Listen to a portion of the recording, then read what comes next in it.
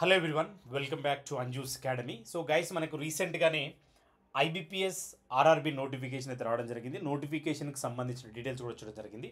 ఈ నోటిఫికేషన్లో PO and clerk total 9,900 పైన వేకెన్సీస్ ఉన్నాయి.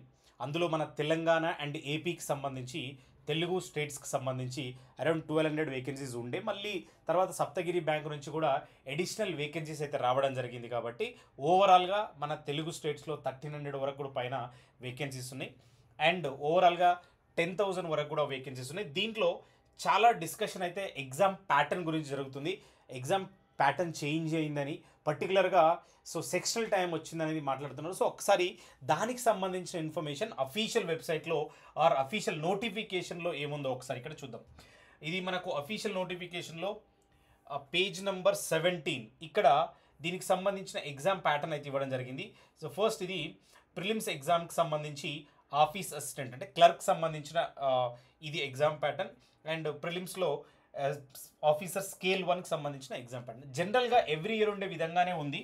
Reasoning, numerical ability 40 questions 40 marks, 40 and total 80 questions 80 marks, ఇది టోటల్ పేపర్. బట్ ఇక్కడ కాంపోజిట్ టైమ్ ఆఫ్ 45 మినిట్స్ ఇది ఎవ్రీ ఇయర్ ఉండే విధంగానే ఉంది. బట్ ఇక్కడ కొత్తగా ఎక్కడ చేంజ్ అయింది అని అంటే, మీరు ఇక్కడ గమనిస్తే డ్యూరేషన్ పక్కన బ్రాకెట్లో మనకు ఒక డాలర్ సింబల్ అయితే ఇవ్వడం జరిగింది.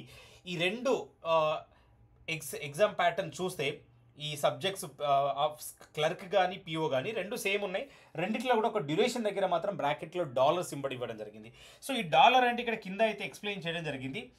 IBPS reserve the right to make the duration of test separate for each test. అంటే వాళ్ళు ఇది కాంపోజిట్ టైం ఉన్నదాన్ని సపరేట్ టెస్ట్ సెక్షనల్ టైంగా మార్చడానికి వాళ్ళకు అధికారం ఉంది అని ఇక్కడ పాయింట్ అయితే మెన్షన్ చేయడం జరిగింది.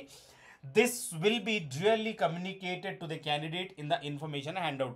జనరల్గా ఎప్పుడైతే ఐబీపీఎస్ నోటిఫికేషన్ వచ్చిన తర్వాత ఎనీ ఫర్దర్ చేంజెస్ ఉన్నప్పుడు మళ్ళీ వాళ్ళు కొన్ని handouts type of information release చేస్తుంటారు కదా, అందులో ఇన్ఫర్మేషన్ అయితే వస్తుంది అని చెప్తున్నారు. కాబట్టి మోస్ట్లీ ఇది చేంజ్ అవ్వడానికి అవకాశాలు ఉండొచ్చు, అవ్వకపోవడానికి కూడా అవకాశాలు ఉండొచ్చు. బట్ చేంజ్ అవ్వాలనే ఆలోచన వాళ్ళు ఉన్నారు ఏమో, కాబట్టి ఈ పాయింట్ అయితే మెన్షన్ చేయడం జరిగింది. ఇంతకుముందు నోటిఫికేషన్స్ ఒకవేళ మీరు చూస్తే దీనికంటే ముందు నోటిఫికేషన్లో అలాంటి పాయింట్ ఎక్కడ మెన్షన్ చేయలేదు. బట్ ఎప్పుడు కూడా ఈ స్టార్స్ గురించి, మీడియం ఆఫ్ ఎగ్జామ్ గురించి మెన్షన్ చేస్తూ ఉంటారు.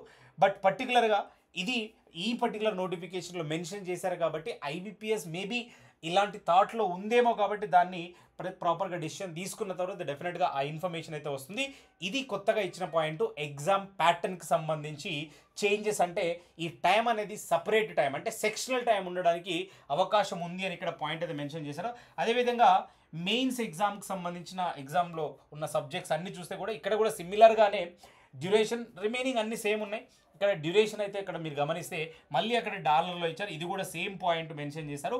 ఇక్కడ కూడా సెక్షనల్ టైం ఇవ్వడానికి అవకాశం ఉంటుంది. బట్ దీనివల్ల ఏమైనా పెద్ద చేంజెస్ ఉంటాయంటే 100% డిఫరెన్స్ అయితే చాలా మేజర్ చేంజెస్ అయితే ఉంటాయి. అది పర్టికులర్గా కట్ ఆఫ్స్లో ఉంటుంది. ఇక్కడ ఒకసారి ప్రిలిమ్స్ మీరు గమనిస్తే 2 సెక్షన్స్కి కలిపి 45 మినిట్స్ ఉంటుంది. సో కొంతమంది స్టూడెంట్స్ రీజనింగ్లో చాలా పర్ఫెక్ట్గా ఉండొచ్చు, దాంట్లో బెస్ట్ మార్కులు తెచ్చుకొని క్వాంట్లో కొన్ని మార్కులు తెచ్చుకోవడానికి అవకాశం ఉంది. రివర్స్లో కూడా ఉండొచ్చు, కొంతమంది క్వాంట్లో పర్ఫెక్ట్గా ఉండొచ్చు. అలాంటి కేసెస్లో సపరేట్ టైమింగ్స్ పెట్టినప్పుడు, ఫర్ ఎగ్జాంపుల్ జస్ట్ ఐడియల్గా ఆలోచిస్తే రీజనింగ్కి ఒక 22 మినిట్స్, దీనికి ఒక జస్ట్ ర్యాండమ్గా చెప్తున్నాను. సో అలా సపరేట్ టైమింగ్స్ ఉన్నప్పుడు, లేదంటే రీజనింగ్కి ఒక 25 మినిట్స్, దీనికి ఒక 20 మినిట్స్ ఇలా ఇస్తే, సో ఆ టైమింగ్స్ని బట్టి సెక్షన్ వైజ్గా టైమింగ్స్ చేంజ్ అయినప్పుడు ఓవరాల్గా మార్క్స్ స్కోర్ చేయడం మీద డెఫినెట్గా ఎఫెక్ట్ అవుతుంది. అది చాలామంది స్టూడెంట్స్ మీద ఎఫెక్ట్ అవుతుంది. అది ఓవరాల్గా కట్ ఆఫ్ మీద కూడా కంపల్సరీ ఎఫెక్ట్ అవుతుంది. ఇది ఇక్కడ ఒకటే కాదు, మెయిన్స్లో కూడా డెఫినెట్గా ఈ సబ్జెక్ట్స్ని బట్టి కట్ ఆఫ్ వేరీ అవుతుంది. సెక్షనల్ టైమింగ్స్ ఉన్నప్పుడు డెఫినెట్గా అటెంప్ట్ చేసే క్వశ్చన్స్ విధానంలో కావచ్చు, అక్కడ డెఫినెట్గా ఓవరాల్గా మార్క్స్ స్కోర్ చేయడంలో కావచ్చు, కట్ ఆఫ్స్ వెళ్ళడంలో కావచ్చు, డెఫినెట్గా ఈ చేంజెస్ అయితే చాలా వరకు ఉండడానికి అవకాశం ఉంటుంది. ఒకవేళ ఈ చేంజ్ ఇట్లా జరిగితే డెఫినెట్గా కొంతమందికి బెనిఫిట్ ఉండొచ్చు, కొంతమందికి డిసడ్వాంటేజ్ ఉండొచ్చు. బట్ ఓవరాల్గా ద ఐబీపీఎస్ ఆ డెసిషన్ తీసుకుంటే మాత్రం సెక్షనల్ టైం అయితే ఉండడానికి అవకాశం ఉంటుంది. ఇదే కొత్త చేంజ్. ఇంకా నోటిఫికేషన్లో ఆల్మోస్ట్ అన్ని సిమిలర్గానే ఉన్నాయి.